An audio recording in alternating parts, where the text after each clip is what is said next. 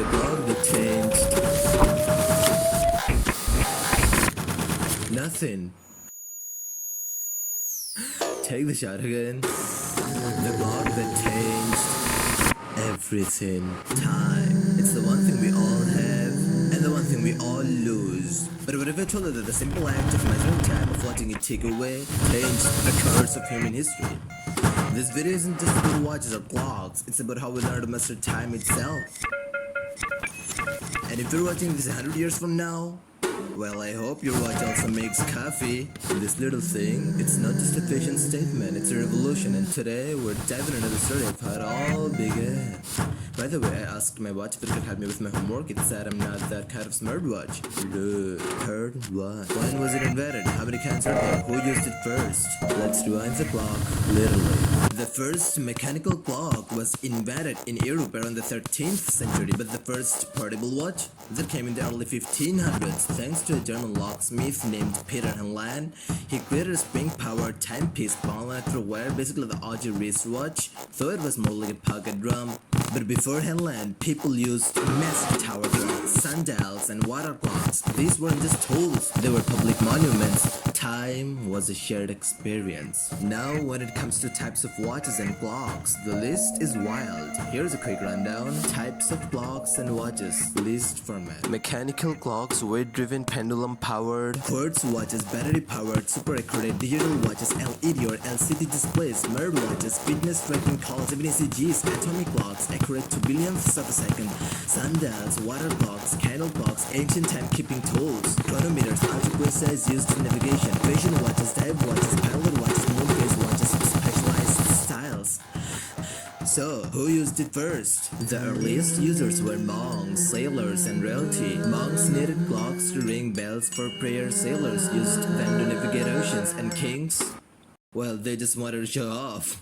From sacred rituals to global exploration, the clock wasn't just a tool, it was a game changer. Part 2. What came before clocks? Before clocks, people didn't just guess the time, they read it from the world around them. The sun was their guide, shadows told stories. Sundials were the earliest timekeepers, dating back to ancient Egypt.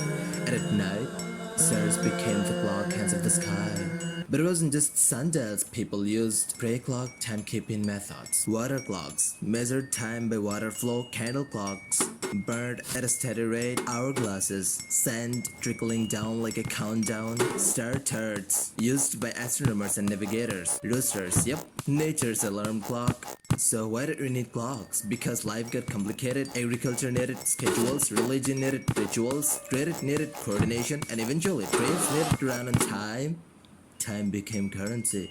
The idea to create a clock wasn't just one person's perk, it was a slow burn across civilizations.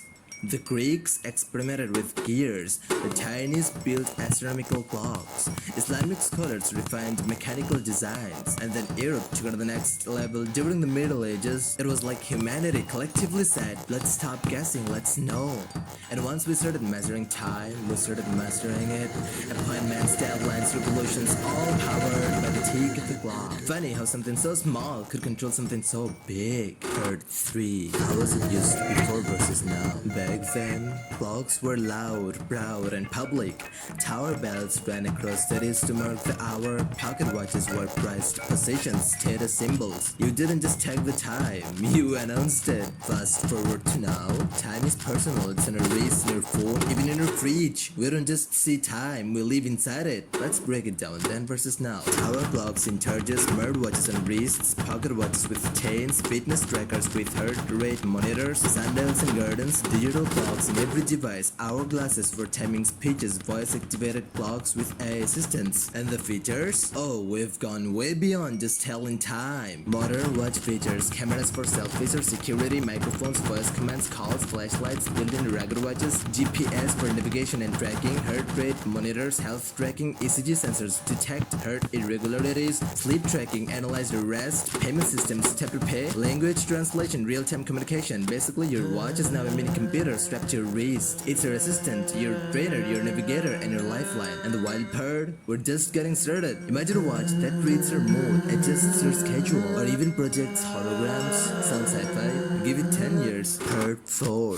How much did it earn then versus what could it earn in the next 50 years? Let's talk numbers, because time isn't just precious, it's profitable. Back in the day, clocks and watches were luxury items. A handcrafted pocket watch in the 1700s could cost as much as a horse. And if it was made of gold, you were basically wearing your bank account. Fast forward to now, and the watch industry is a multi-billion-dollar empire. Watch industry snapshot, 1700s to 1800s. Watches were artisanal, expensive and rare. 1900s, mass production made watches affordable for everyone. Smartwatch market alone worth over $60 billion. Luxury brands like Rolex, Patek Philippe, and Audemars Piguet sell watches for $50,000 to $500,000, plus collectors pay millions for vintage pieces. And what about the next 50 years? Let's dream big. Future earning potential. Smartwatch integration with healthcare could create $1 trillion market. AI-powered watches could replace phones, boosting demand. Space travel and interplanetary timekeeping, new niche markets. Wearable tech for military, sports, and education, huge growth ahead. In short, the watch isn't just surviving, it's evolving, and every tick is $1 waiting to be earned. So if you're thinking of investing in time, maybe don't wait. Part 5. Features, change, and unimaginable effects. We've come a long way from sundials to smartwatches, but the future?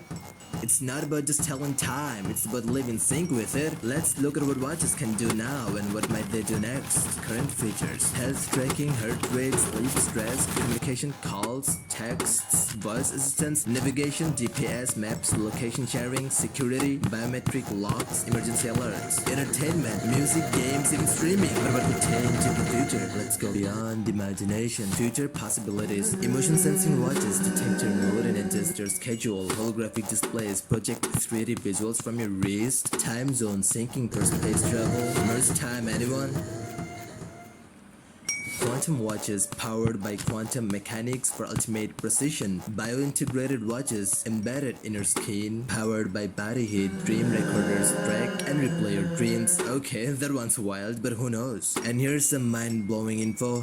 Unimaginable facts. The most accurate clock in the world loses just 1 second every 33 billion years. Some watches are made with meteorite fragments, literally space in a wrist. A Rolex submerged in the ocean for decades still works perfectly. There's a clock in Colorado so precise it could detect changes in altitude of just 1 centimeter. The clock of the long now is designed to take for 10,000 years, a timepiece built for civilizations yet to come. So when you look at a watch, remember it's not just ticking, it's telling the story of human progress, innovation, and imagination. Time doesn't wait, but you can choose how to use it. Whether you're wearing a sundial or a smartwatch, the real power isn't in the clock, it's in you.